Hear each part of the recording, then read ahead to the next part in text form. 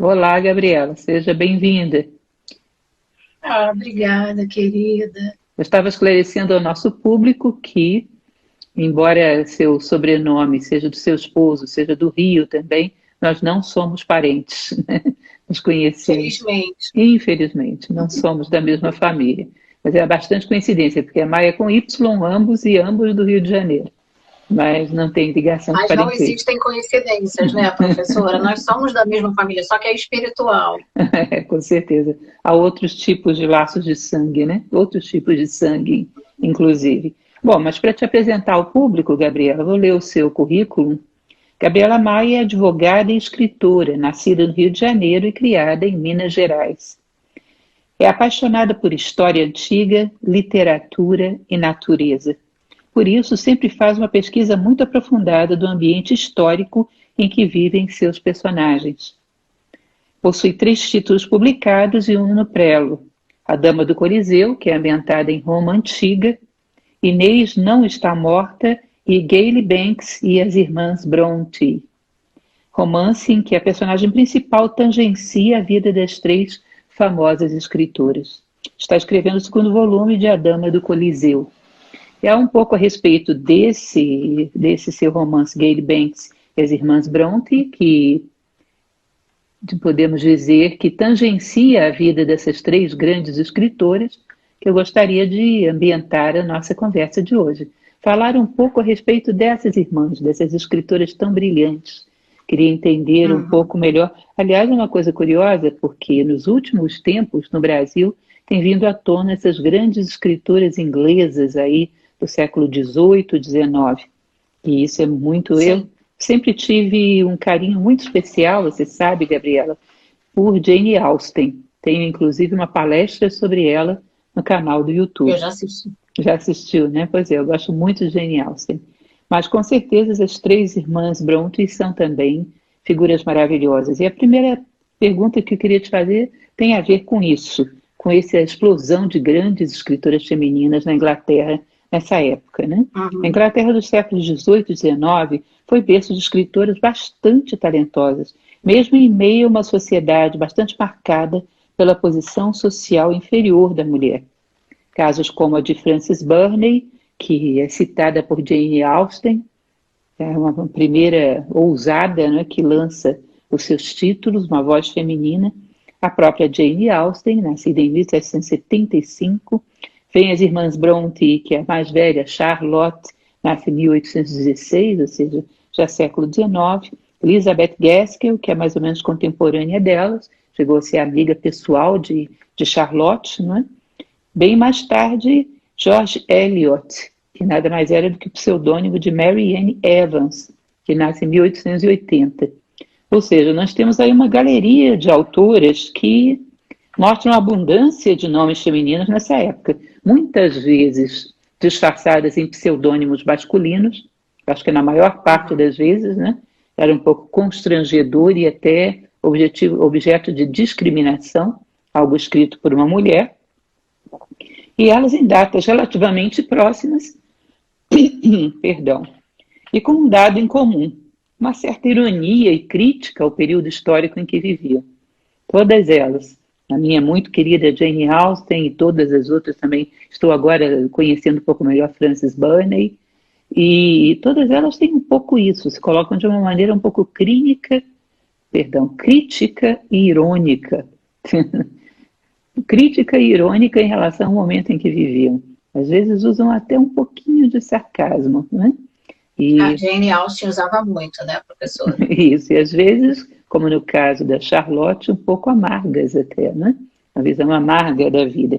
Enfim, você imagina a razão desse momento histórico e esse lugar específico, que são pequenas cidades no interior da Inglaterra, nesse século XVIII, XIX, terem vivido essa explosão de talentos femininos? Olha, professora, eu tenho uma vaga sensação de que dois eventos podem ter impulsionado essa situação. Com as irmãs Brontë, eu coloco um caso à parte, porque eu acho que elas eram muito diferentes das outras que você cita, pela questão social, exatamente a localização onde elas viviam, que realmente era bem afastado dos centros urbanos. Mas a Jane Austen também era filha de clérigo, por incrível que pareça. E o pai da Elizabeth Gaskell também começou com uma vida de religioso, de um homem religioso, de um sacerdote, mas depois parece que ele abre mão disso e vai para a vida diplomática. Então, elas têm essas nuances, assim, essas diferenciações que eu acho que acabam convergendo lá na frente para a vida delas como escritoras. Eu acredito que a gente está falando de um período em que aborda duas questões, dois fatos históricos muito importantes para a Inglaterra. Um deles, a Revolução Industrial, que mudou o cenário social e econômico daquele país. As mulheres começaram a ir também para o trabalho, né? Começaram a ir para trabalhar para fora de casa. O trabalho doméstico não ficou sendo a única opção delas, né? Claro, a gente está falando das classes desfavorecidas, né? E antes disso, até as revoluções napoleônicas, as guerras napoleônicas, que fizeram as mulheres também, eu acho que desenvolverem, mas aí em virtude do olhar do próprio homem, e aí eu falo disso porque o Patrick Brontë, o pai das irmãs Brontë, né, o patriarca da família Brontë, foi um homem que falava muito sobre isso com elas. Recentemente eu li uma matéria sobre isso, porque era um homem que falava para elas sobre política, sobre história e tal. Bem, isso tudo eu acho que, acredito, né? Isso assim é uma visão minha, assim, meio intuitiva, né? De que esse processo histórico muito, muito fortalecido, né? Principalmente pela Revolução Industrial, que tem sempre uma discussão sobre o início e fim, né? Mas eles colocam aí 1780, Revolução Industrial, e final no máximo 1830. Enfim, nesse período que você cita essas autoras, eu acho que a Inglaterra era o país mais poderoso do Ocidente naquela época, talvez até do mundo. E essas mulheres, obviamente, estavam no meio desse movimento, né? A questão do pseudônimo eu vejo como uma estratégia de marketing, da Charlotte principalmente, porque ela foi uma moça, quando eu comecei a estudar muito sobre a vida delas, e cada uma delas, eu vi que ela sempre quis ser escritora. Então ela pensou assim, quando ela manda uma carta para um crítico literário, com as poesias dela, ávida pela resposta, ele responde, ela fica extremamente feliz, ele manda até um autógrafo, e sugere que ela não escreva poesia em busca de fama. Ele não tinha a menor ideia de quem ela era, depois ela inclusive esclarece que tipo de moça ela era. Mas quando ela manda isso para ele, e ela percebe que a resposta dele é desista dessa carreira, ela pensa assim, eu acho que eu só tenho uma saída, eu vou fingir que sou um homem.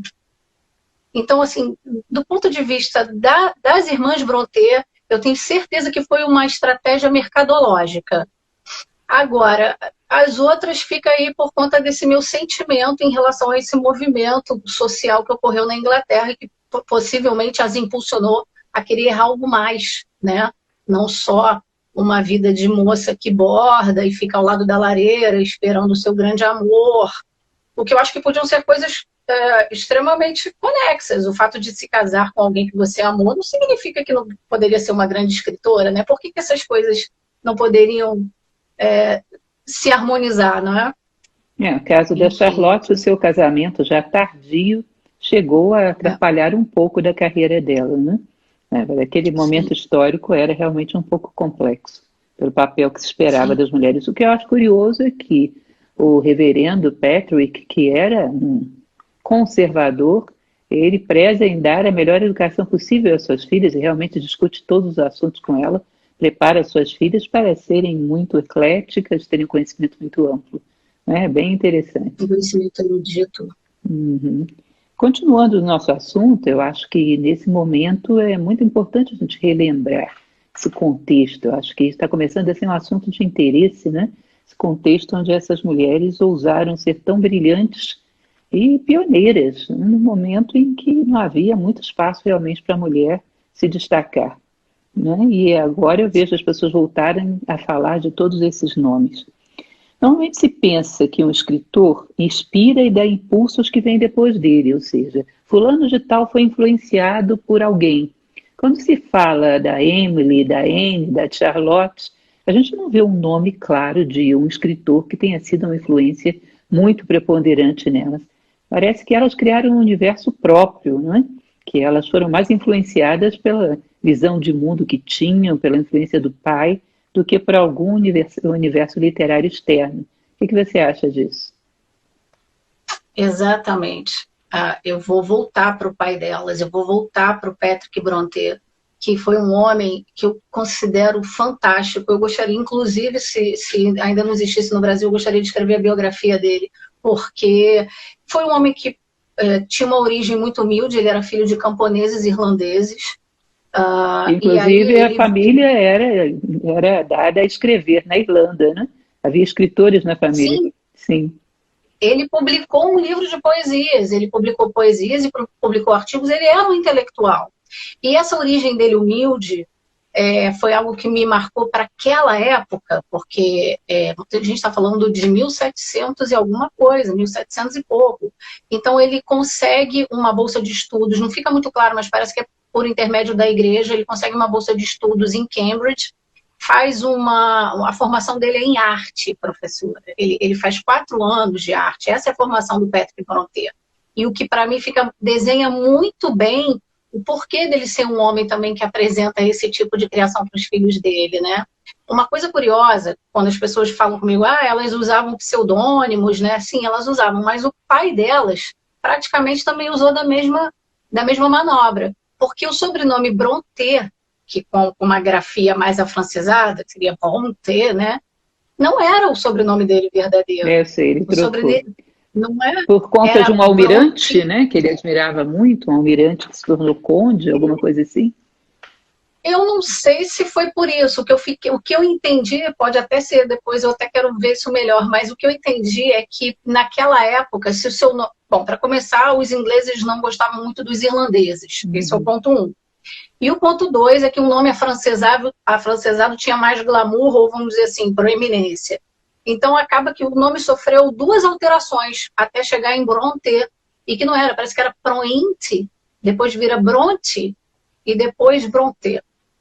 Enfim, eu não sei se elas também se inspiraram nessa artimanha do pai delas. Sabe? Provavelmente ele deve ter falado isso para elas, mas, enfim, voltando à pergunta... o Patrick Brontë, na biografia da Elizabeth Gaskell, eu acho que eu não sei se ela estava tocada pelo fato de que conheceu a Charlotte mais ou menos no fim da vida, quando a Charlotte já estava sentindo muita falta dos irmãos, porque a Charlotte ficou sozinha com o pai, né, professora? E ele resistiu muito ao pedido de casamento que ela recebeu do Arthur Bell Nichols, que foi o homem com quem ela se casou, e só ficou casada 1 ano, coitadinha, porque depois ela falece, né? Mas o reverendo Brontë, eu acho que o objetivo dele era ter filhos artísticos, ainda as meninas também, né? Dizem que ele jogou muito as fichas dele no Branwell, né? Que foi o único filho varão dele, inclusive se esforçando para pagar para o filho uma escola de artes plásticas em Londres.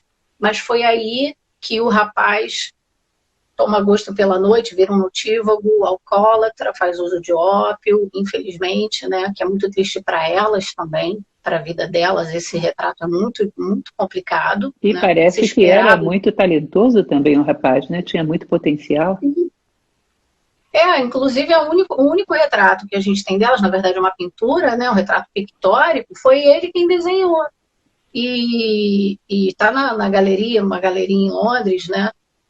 Mas ele era também um menino muito talentoso. Eles ficavam, na infância, criando historinhas em reinos fictícios, e parece que isso tudo ficou muito em cima de uma enciclopédia que o pai deixou. O pai abria a biblioteca para eles. Nesse ponto, dizem que ele era um homem muito liberal, que ele dizia para eles, leiam o que vocês quiserem. E depois ele discutia os textos com os filhos. Perguntava, vocês gostam disso? Vocês concordam com tal personagem, ou isso e aquilo? Ou seja, ele começou a desenvolver o raciocínio lógico deles, o raciocínio crítico, o contraditório, e sempre estimulando muito a arte. Uma coisa também que eu achei lindo da parte dele foi que quando ele perde as 2 primeiras filhas, né, a Maria e a Elizabeth, numa escola em que a Charlotte também estudava com elas e a Emily, as meninas voltam com pneumonia e morrem com 10 e 11 anos de idade. depois daquilo ele fala, nenhum filho meu vai mais para a escola nenhuma, eles vão ser educados em casa. E ele faz parte dessa educação, ele não delega. Então isso tudo me faz ver que ele era um pai carinhoso, que ele era um pai dedicado. E não tenho sombra de dúvidas que a erudição delas, que é inegável, né, professora? As pessoas podem até falar, gosto mais do Morro dos Ventos Uivantes, gosto mais do Jane Eyre, gosto mais... Mas não adianta. Em termos de qualidade literária, todas elas são fortes, são brilhantes, né? Aí o enredo e a narrativa vai preocupar o gosto do leitor, né? Com certeza, e são muito autênticas, são elas mesmas. Elas criam quase que um estilo próprio, que guarda certa semelhança entre as três, né? Porque nenhuma das três é tão romântica assim, são bem realistas, são bem ligadas à descrição das situações difíceis da vida. Eu acho quase Sim. que um fenômeno aquelas três irmãs. Realmente um Eu produto também. de um esforço muito grande daquele pai. É fenomenal. Uma região onde não havia muito como elas terem influência literária do que estava acontecendo em Londres, bem isoladas, né? É muito curioso. Bom, continuando. Além da morte da mãe e das duas irmãs mais velhas, houve algum outro episódio que provocasse aquele tom de uma certa amargura na literatura das irmãs? Ou seja, você acha que elas eram um pouco... Eu acho que eu poderia usar a palavra amarga, né? Às vezes um pouco desencantadas, Duras, né? na sua literatura. Você acha que houve algum fato que foi traumático, que marcou isso? Além da perda da mãe e da perda das irmãs? Emily e Anne sofreram muito pouco com a perda da mãe, né? Porque eram muito pequenas. A Anne praticamente não a conheceu. Talvez a perda das duas irmãs mais velhas, não sei. O que você acha que poderia ter deixado uma marca de amargura na vida delas? Olha, eu acho que, número um, o fato de que elas eram muito conscientes da sociedade em que viviam, das desigualdades. O fato delas viverem numa vila em que havia pouca... não havia nem saneamento básico direito, professora. Elas moravam muito perto, a casa do reverendo era ao lado de um cemitério, como é até hoje, lá no museu, né, do Parsonage Museum, onde elas viveram. E entende-se que as pessoas morriam muito de cólera ali por causa desse cemitério. As pessoas eram enterradas em covas rasas e que as substâncias, o necrochorume, isso tudo, passava pelos os lençóis, né, freáticos, e as pessoas morriam ali. Parece que a faixa etária de morte era máximo 24 anos, você vivia na Vila de Howard. Isso eu acho uma realidade pesada, você encontrar crianças e pessoas jovens morrendo por uma coisa que poderia ter sido evitada. Então, eu acho que elas possivelmente enxergavam aquela região da Inglaterra um pouco abandonada em comparação a Londres, embora elas não fossem, mas elas sabiam por meio do pai, que era um homem que lia muito, que estava sempre informado. Acho que também essa dureza vem do fato de que elas foram preceptoras, né? Elas foram moças que foram preparadas para serem professoras. As três eram professoras, né? A Charlotte foi a primeira a se preparar para isso, enquanto as irmãs continuavam sendo educadas em casa e ela também passava os ensinamentos dela para as irmãs. Mas a Emily Jane, né? A Emily Brontë também viveu com a irmã em Hull Head e também estudou naquela escola por um tempo. Depois foi professora ali também, mas não conseguiu ficar muito tempo e quis voltar para casa. Todas eram professoras, todas eram educadoras. Nos momentos diferentes da vida delas, em que elas estavam em casas de pessoas que tinham condições para pagar uma preceptora para os seus filhos, até nas obras delas, da Emily, aliás, da Charlotte e da Anne, que foram preceptoras, havia uma certa... um desgosto da parte delas de ver que moças com posses que podiam ter acesso e tinham acesso a um bom estudo não se aproveitavam disso. Elas não... Eu acho que elas viam aquele desperdício de mentes que poderiam estar voltadas para outras coisas, a não ser os bailes, os vestidos de seda. E isso é uma coisa muito marcante na obra da Charlotte, né, professora? Desculpa. Inclusive, eu cheguei a comparar vocês duas, porque eu acho que nesse aspecto, a Charlotte principalmente, a Anne também, a Charlotte às vezes é até bem dura, a Anne é mais suave, mas elas batiam muito nessa tecla das pessoas que tinham condições de estudar, que tinham condições de se instruir e não aproveitavam essa oportunidade. Elas não agarravam aquilo da forma como as irmãs Brontë agarraram. Elas não davam valor ao que elas tinham.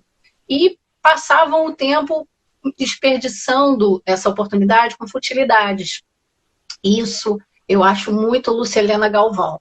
Essa coisa de aproveite o seu tempo, não desperdice a oportunidade de fazer alguma coisa produtiva. É muito marcante na vida delas, na escrita delas. Então, eu acho que, respondendo a sua pergunta, esse excesso de futilidade onde podia haver frutos diferentes, isso eu acho que também endurece a narrativa delas, principalmente da Charlotte e da Anne, porque a Emily faz uma crítica, a meu ver, completamente diferente, já mais para um lado bem diferente. Depois a gente fala sobre isso. Interessante o espírito de aprendiz que elas guardavam, né? Uma valorização do conhecimento que era incomum para a época. É bem interessante mesmo. Realmente, Charlotte parecia ser a mais dura, né? A que mais se cobrava e aquela que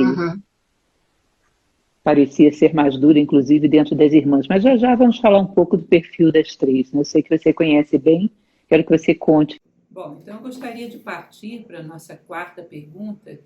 No seu livro, você declara sua franca preferência por Emily Jane Brontë. Você poderia nos explicar a razão e, inclusive, falar um pouco sobre as particularidades psicológicas da Emily para a gente? Com certeza, professora. A Emily é minha preferida por duas questões. A primeira é a literária, porque, diferentemente das irmãs, ela foi a única que não escreveu uma obra autobiográfica. Claro, a gente não sabe o que ela teria escrito depois, porque, infelizmente, ela falece 1 ano e pouco depois de ter publicado O Morro dos Ventos Uivantes. Mas o Morro dos Ventos Uivantes é, para mim, ao contrário do que muitas pessoas pensam, um estudo sociológico, porque quando ela escreve aquela trajetória daquele personagem que era um menino órfão, e depois ele vem, recebe carinho de uma pessoa que decide criá-lo, leva ele para um seio familiar, ali ele pensa que ele vai ter uma vida diferente, quando essa pessoa morre, a vida dele muda, ele começa a ser tratado como um bicho, coloca todas as fichas dele naquele relacionamento com a menina, né, com a Catherine, e a gente pensa que o amor vai ser, de fato, pano de fundo dessa história. Para mim, não é. Para mim, a Emily se utiliza disso para fisgar um leitor, mas, no fim das contas, ela está querendo propor a reflexão. O homem é o produto do meio, aquela propositura, né, do Rousseau. Então, se ele tivesse sido amado, se aquela vida não tivesse passado por tantos percalços, ele teria voltado para aquele local, e aí não vou falar tanto da história para aquelas pessoas que ainda não leram o livro, mas ele teria voltado e tido essa sede de vingança, ou ele teria sido uma pessoa diferente se ele tivesse recebido amor. Como todas as três eram educadoras, como todas elas eram voltadas para a educação, porque uma coisa também, professora, que eu não disse ainda, é que, curiosamente, o pai delas, aos 16 anos, desiste da vida de agricultor, de ajudar o pai no campo, e abre uma escola na Irlanda, no interior de onde ele morava. E essa iniciativa dele e a capacidade dele de lecionar para as crianças daquela localidade chama a atenção de um clérigo que diz para ele, você tem que pegar esse caminho dos estudos. E é aí que ele transforma a vida dele, vai para a Inglaterra, estuda em Cambridge, e essa trajetória dele de educador, ele passou para as filhas dele. Então, eu sinto que a Emily, assim como a Charlotte e a Anne, foram preceptoras, tinham também o sonho de abrir uma escola ali na localidade delas, né, em Haworth. A Charlotte, inclusive, visitava escolas ali junto com o pai dela. Então, a Emily, nesse aspecto da literatura, me cativa porque ela foi muito inventiva, ela foi muito engenhosa, a narrativa dela, inclusive, passaria tranquilamente por uma narrativa de um autor homem, porque eu senti que é uma narrativa que não se reveste de tanta feminilidade quanto as obras das irmãs, que eram visivelmente vozes femininas que queriam ser vistas e levantar assuntos do universo feminino que eram soterrados pelo tempo em que elas viviam naquela sociedade britânica. A Emily, para mim, escreve uma obra humanista. Não tem aspecto feminista ali. Tem um aspecto sociológico de quem quer que as pessoas olhem no entorno, de quem quer que a educação, o amor, o carinho seja compreendido definitivamente para que seres humanos virtuosos e bons sejam construídos na sociedade britânica. Esse é o aspecto, primeiro, que me cativa mais, que faz esse diferencial em relação às outras duas, embora eu adore as outras duas também. E o segundo aspecto é um aspecto psicológico dela, porque a Emily, ao contrário da Charlotte, ela não conseguiu se adaptar a escolas e outros lugares onde ela foi trabalhar. Primeiro, ela estuda um pouquinho em Hull Head com a Charlotte. Depois ela vai ser uma professora, ela tocava muito bem piano e também desenhava divinamente. Todos eles desenhavam muito bem. E aí ela vai dar aulas de música, vai lecionar música em Halifax. Não consegue ficar muito tempo lá, ela adoece, volta muito magrinha para casa, visivelmente abatida, e dali ela decide não regressar mais, porque ela adorava o ambiente doméstico. Ela adorava ficar com o pai, ela adorava ficar ali na paróquia. Dizem que ela cozinhava divinamente, que gostava muito das tarefas domésticas e que, inclusive, às vezes estava cozinhando e aprendendo alemão num dicionário alemão. Então, eu acho ela muito versátil e, mais ainda, sobretudo, pela relação que ela tinha com a natureza. Porque aquela coisa dela ter escolhido esse título, O Morro dos Ventos Uivantes, é de alguém que tem uma relação muito profunda com a natureza, professora, é de alguém que estava integrada naquele ambiente, naquelas charnecas, ouvindo os pássaros. Inclusive, no meu livro eu coloco uma ceninha, né, onde ela está ali alimentando os animais, porque eu a vejo assim, eu a vejo totalmente integrada na vegetação, nos cheiros, no ambiente em que ela vivia. E dizem que ela gostava muito de lá. E também porque ela foi a filha que nunca se foi. A Charlotte, eu via que tinha um desejo de ganhar o mundo. Sim, eu acredito que ela sentisse falta de casa, mas a Charlotte queria vencer o mundo. A Emily se adaptou durante 4 anos como governanta, na segunda tentativa dela de trabalhar como governanta, e foi feliz essa segunda tentativa, inclusive ficando muito amiga dessa família, que gostavam muitíssimo dela, as meninas se correspondiam com ela depois de ela ter voltado para casa, infelizmente em virtude de um incidente que ocorreu entre o irmão delas, né, o Branwell, que foi para lá trabalhar nessa casa e teve um relacionamento com a mãe das meninas, ou seja, uma polêmica e um bafafá que a Anne não aguentou passar por isso, porque era uma moça muito decente, muito virtuosa, não suportou essa vergonha, né? E eu gosto disso na Emily, essa coisa dela ser a filha que ficou, entendeu, professora? Se fosse para escolher assim um título para cada uma delas, para Emily eu escolheria A Que Fica. A Que Fica. Eu acho isso lindo nela.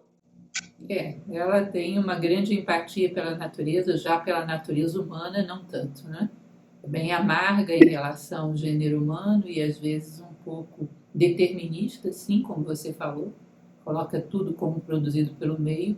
Eu acho ela um pouco avessa também a sair para o mundo, a estar com as pessoas, enfim. Tudo é dual, né? Tudo tem as suas vantagens e as suas desvantagens. Mas como você falou, né, numa das perguntas anteriores, era um momento, nenhum momento é perfeito, né? Mas era um momento de muita pobreza, de muita exploração, a época da Revolução Industrial. E, aliás, é uma coisa interessante, porque existe uma escritora contemporânea, que é Elizabeth Gaskell, que tem um livro, um romance, além da biografia da Charlotte Brontë, ela tem também um romance que é o Norte e Sul, onde ela descreve exatamente o que era o cotidiano de uma fábrica, de uma tecelagem, como as operárias viviam ali dentro e a exploração absurda que era feita. Então elas viviam um pouco tensionadas nesse mundo, não é? Elas viviam um pouco, talvez, desconfortáveis pelo caráter que cada uma delas tinha. Esse é um aspecto muito bonito de alguém que não aceita muito as contradições do seu tempo histórico e resiste e ainda prevalece sobre elas. Escolhe ser o que é. Eu acho isso muito interessante. Você vai ver isso bem disfarçado através de uma ironia fina, mas a mesma crítica em Jane Austen, né? Na Abadia de Northanger e em outras obras ela tem isso muito claro. Né? Orgulho e Preconceito. Orgulho e Preconceito é uma ironia só, é uma brincadeira até. Eu falo sobre isso na palestra que eu faço sobre ela, que ela praticamente tipifica todos os tipos humanos possíveis e caricatos nos personagens da obra dela. Aí também Razão e Sensibilidade. Bom, mas continuando, você é uma escritora no Brasil no século XXI. Algum tempo atrás, uma pessoa me falou que Adélia Prado teria dito para ela. Ela é a poetisa, para mim, a maior poetisa viva no Brasil hoje. E acredito que para muitos. E ela dizia para essa pessoa que, mesmo ela, que é a poetisa que mais vende no Brasil, é muito complicado viver de poesia. Você não é poetisa, embora eu acho que tenha um certo dom para isso, mas não é poetisa, mas é uma escritora, uma romancista de caráter histórico. Como é hoje viver da literatura? Mesmo que hoje já não se precise mais usar pseudônimos, mas é simples, isso tornou-se mais simples hoje viver de literatura? Olha, professora, como a senhora acabou de dizer há minutos atrás, nenhum tempo é fácil. Alguns têm as suas vantagens. Hoje em dia, eu acho que a grande vantagem do escritor que sonha em ter uma obra publicada são as versões eletrônicas, que aqui no Brasil a gente utiliza muito o aparelho, o Kindle, né, e a plataforma do Amazon, que deu essa visibilidade não só para o autor brasileiro, como do mundo inteiro. Não é a mesma coisa que um livro físico, porque eu sou apaixonada pelos físicos, porque eles têm cheiro e forma, né? Mas esse é um aspecto que eu acho muito positivo. Embora, como a leitura no Brasil, né, o processo de alfabetização, de educação, de leitura, é um processo que a gente ainda engatinha muito para inserir no cotidiano, não só das crianças, como dos adultos também. Eu conheço N adultos que eu pergunto, o que você está lendo? Eu não tenho tempo para ler, eu não tenho lido nada, eu só fico horas no Instagram vendo a vida dos outros, mas eu não leio nada. Então, assim, eu acho que é um processo que é muito abrangente, esse relativo a viver de escrita no Brasil, não só no Brasil como no mundo, porque a gente vê também escritores americanos, europeus, lutando bastante há muitos anos para chegar a um reconhecimento, para conseguirem viver da literatura.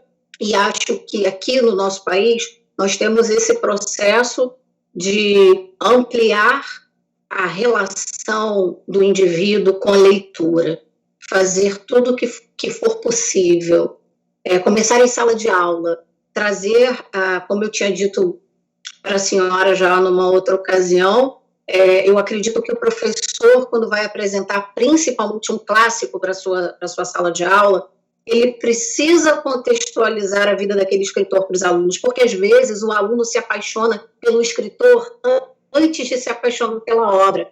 Ele se interessa por aquele tempo histórico em que o escritor produziu aquela obra. Então, a mente dele começa a criar vários caminhos, até convergir efetivamente na história que se pretende que ele conheça. Então, eu acho que a nossa educação tem que ser repensada, ensino básico, médio, fundamental, isso tem que ser linear, do início ao fim.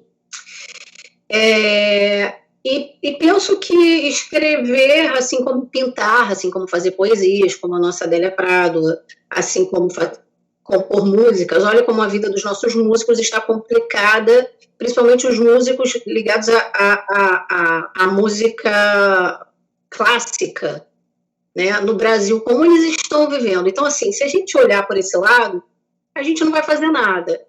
Então, acho que a gente precisa produzir, sonhar que estamos alcançando os corações dos brasileiros e do mundo, quiçá, e seguir em frente sempre, como a Charlotte fez. A Charlotte é um exemplo para mim. Eu olho para ela e vejo a obstinação dela. Foram anos tentando, sonhando, se preparando. Trouxe as irmãs porque tinham competência também para fazer isso, porque eram tão boas quanto ela, mas não adianta ser só bom escrevendo, né, professora? Tem que dar o jeito de fazer com que a sua obra chegue às pessoas, porque uma pessoa que leia o que a gente escreve já é um presente do céu. É interessante, como também já conversei com você em outra ocasião, na adolescência, quando começa aquele período de lermos literatura brasileira, eu vi alguns autores que não são tão simples, como Machado de Assis, ser passado por um menino de 11, 12 anos e passado sem nenhuma preparação, sem nenhuma contextualização. Eu cansava de ver os meus amiguinhos dizendo: eu não suporto Machado de Assis. Eu sempre amei Machado de Assis, mas realmente é preciso criar, inclusive porque a nossa é a cultura do audiovisual, né? As pessoas têm uma certa preguiça de dar esse pontapé inicial da leitura, ou seja, de ambientar dentro do campo da sua imaginação o que vai ocorrer ali. Eu acho que realmente um educador tem que fazer essa ponte, essa transição, de excitar a imaginação do aluno, de criar um painel de quem é o escritor, daquele período histórico, para depois soltar aquela leitura ali dentro. Porque se já no meu tempo não era fácil, hoje eu acho muito mais complicado, não só no Brasil, mas no mundo. Muitas vezes eu ando por redes sociais, divulgando meu trabalho, às vezes escrevo um texto de 3 parágrafos, e as pessoas comentam: e lá vem ela com textão, e não leem. Acho isso incrível. Já tem mais ou menos uma determinação de tamanho até onde as pessoas leem. Tem que ficar tudo aparecendo lá na hora que elas clicam. Se fica alguma coisa para baixo, elas não leem. É 2 parágrafos e pequenininhos. Então, um pedagogo, para dar a volta nessa circunstância, precisa quase que teatralizar a leitura, né? Para estimular e trazer as crianças e os jovens para dentro dela. Realmente acho isso uma necessidade. Bom, é complicado, sim, ser professor já traz uma série de outras dificuldades, mas não é inevitável. Nós temos que ir nos adaptando às necessidades do nosso tempo e fazer o que for necessário para dar o nosso recado, para que a nossa carreira como pedagogo seja eficaz realmente. O pedagogo vem de pai dos agogos, aquele que conduz crianças, que não precisam ser só crianças físicas, as crianças em termos de maturidade, conduzi-los na direção de um pouco mais de maturidade, de conhecimento, de interesse pelo conhecimento. Não tem jeito, a gente tem que seguir as necessidades dos tempos, né? E eu, que sou uma professora, também tenho dado o meu esforço e dado a minha batalha nesse sentido. E como? Já há alguns anos.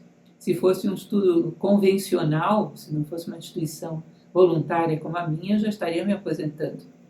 Mas dentro do que eu faço, eu acho que eu vou morrer fazendo, e com muita satisfação. Bom, e a nossa última pergunta, Gabi.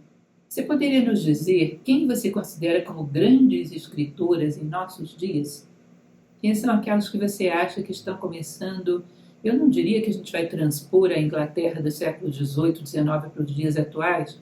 O momento histórico é outro, e eu não sei por que Cargas d'Água tem uns momentos da história que são muito privilegiados. Você já reparou isso?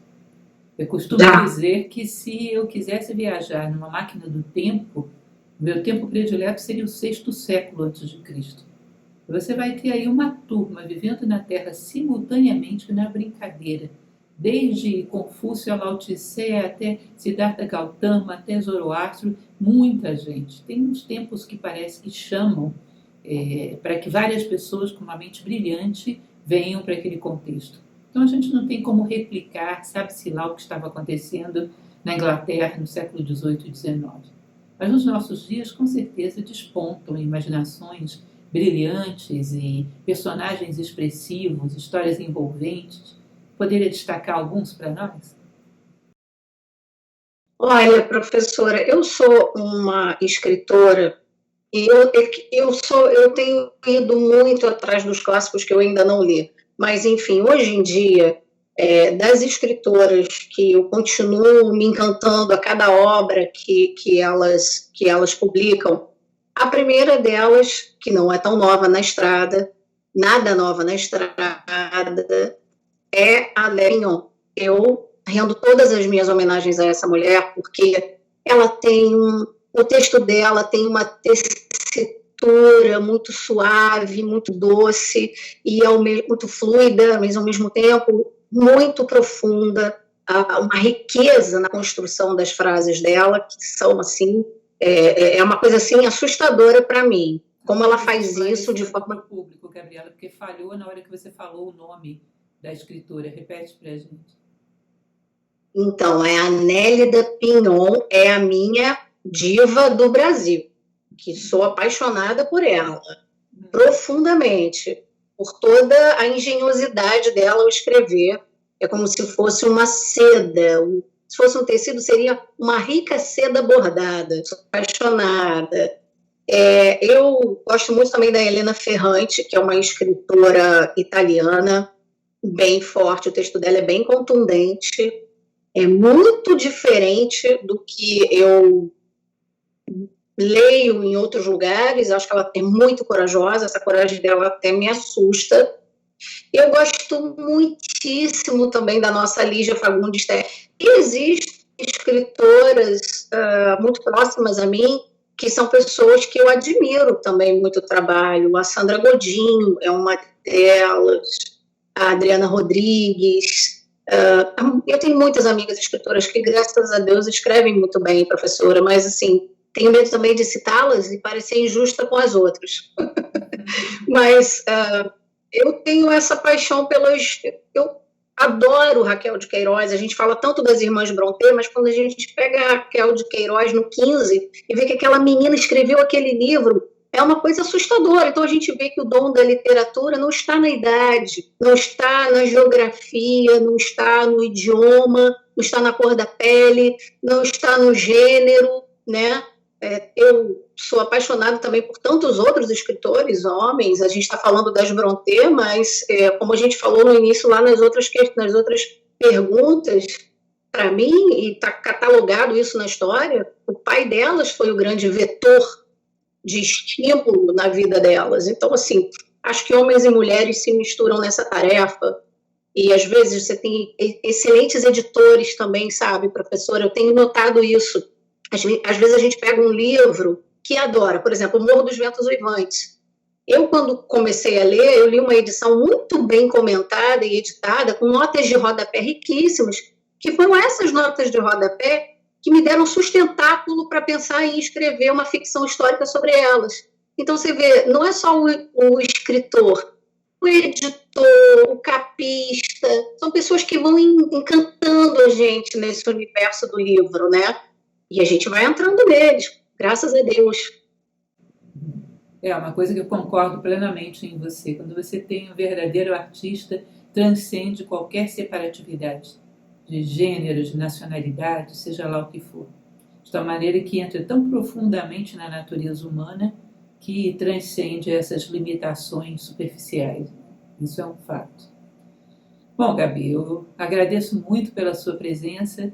E para mim é uma satisfação apresentar você para o meu público, porque é uma pessoa que eu considero muito como escritora e acho que faz um trabalho muito sério dentro desse seu campo do romance histórico, muito bem embasado, e eu tenho certeza que o pessoal que te conhecer vai gostar muito. Eu gostaria que, como finalização, você falasse um pouco sobre as suas obras. Eu comecei a minha vida literária escrevendo A Dama do Coliseu. Foi o meu primeiro romance, a primeira incursão na vida literária, né, como escritora, que é um romance desconhecido do general Júlio César com uma gaulesa, é uma curandeira que se tornará uma sacerdotisa de Roma. O meu segundo livro que eu escrevi é a continuação da Dama do Coliseu, que é o Rhodes, mas ele já está aí há 2 anos e alguma coisa, numa revisão sem fim, e eu pretendo lançá-lo ainda esse ano. Publiquei, na verdade, pela ordem, né, cronológica das minhas obras publicadas, A Inês Não Está Morta, que a história da Inês de Castro, né, a rainha que foi coroada depois de morta, na Idade Média. Fiquei encantada com essa história e quis escrever alguma coisa sobre isso para o nosso povo, que pouco conhece a história linda desse casal. Depois veio As Irmãs Brontë, também outra ficção histórica. Não consigo me desvencilhar das ficções históricas, sinto muito prazer em falar pela voz dos personagens, estar com eles. Não sei, professor, acho que eu abro uma fenda no espaço-tempo e atravesso e fico lá com eles. Às vezes é difícil voltar de lá, mas fazer o quê? A gente tem que voltar, né? E agora eu estou terminando o meu último romance, que se ambienta, começa ali na Segunda Grande Guerra e conta a história de uma personagem que nós não queríamos que morresse, muito conhecida no mundo, e eu invento uma história para ela. Ela está contando a continuação da vida dela, ela está com 91 anos agora. E aí eu estou com essa vozinha de senhorinha, mas uma senhorinha bem atrevida. Pretendo lançá-lo ainda no final de agosto. Maravilha. Como eu já comentei contigo em outra ocasião, o episódio de Inês de Castro, quando eu era adolescente, eu tinha ele inteiramente memorizado. Eu ficava tão encantada com essa história que eu sabia recitar isso inteiro, e é enorme, né? Estavas, linda Inês, posta em sossego, dos teus anos colhendo doce fruto, naquele engano da alma, ledo e cego, e por aí vai. Eu sabia isso inteiro e amava essa história, achava uma coisa do outro mundo. E um exemplo de um amor, de uma força, de uma... Enfim, eu era encantada com essa história. Uma coincidência você ter escrito sobre esse assunto, mas um ponto em comum entre nós, né? Bom, eu agradeço muito a tua presença e eu espero que os meus leitores, os meus ouvintes, o meu pessoal da área de palestras tenha a oportunidade de conhecer o seu trabalho.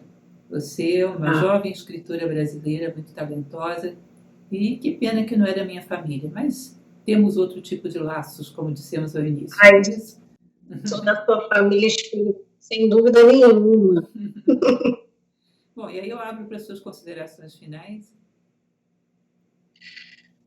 Bom, eu quero agradecer essa oportunidade maravilhosa de estar aqui com você. Você sabe, eu já tive a oportunidade de dizer pessoalmente como você transformou a minha vida, a minha visão do mundo, me impulsionou a dar cabo aos meus projetos. Me inspira diariamente. Quando eu preciso alinhar a minha energia, eu sempre vou em busca de Lúcia Helena Galvão, seja no Instagram, seja no YouTube, seja na Nova Acrópole. E fico tão feliz, professora, tão feliz de que cada dia que passa os brasileiros te ouçam mais, te conheçam mais, que saibam que existem coisas maravilhosas dentro de nós, elas só precisam emergir para serem vistas e para serem propagadas, assim como você faz conosco. Aquele poema que eu fiz, que eu recitei na outra live, acho que, não sei, não posso mais, não dá mais tempo de recitar, não, de ler, né? E aí, não sei se... Se você quiser, eu adoraria ouvir de novo. Dá tempo, sim. Eu estou explicando ao público que é um lindíssimo poema que você me presenteou. Chama de Alexandria, não é isso? Sim, é isso, professora. Foste criada dentro dele, do grande farol de Alexandria, chama fulgurosa, renovada todas as noites, da grande pira na ilha de Faros, tu vivias a espiar a Bahia. Alexandre, Ptolomaico conquistador, ao projetar a cidade, verdadeiro sonho civilizatório, não viveu para conhecer-te, ó chama do farol. Luminosa direção estática, retratada por teus conterrâneos. Os faraós a ti rendiam homenagens, vigília. No entanto, como todas as construções humanas, tu pereceste no plano material. A força estoica da mãe natureza derrubou o farol ao encontro do mar. E tu também, deitada sobre a fofa areia do Mediterrâneo, jaziam tu e o farol nas formas concretas. Poseidon, que tudo decide nos mares, não deixou que tu morreste, achou de reviver-te, pois tu és a luz, generosa e acolhedora. Então foste tu renascida, ó chama do farol de Alexandria. Viajaste e viveste dentre muitos, egípcios, romanos, otomanos e hindus. Tu não cessavas de brilhar, dizendo coisas eternas aos homens. Aqui, do meu tempo terreno, presinto tuas outras vidas. Luz do ventre de Ísis, luz aristotélica. Certifico-me, porém, que tal qual a chama de Vesta chegou até mim, tu também chegaste. Lúcia, luz, Lúcia Helena galvanizada em nós. Parabéns. Muito bonito.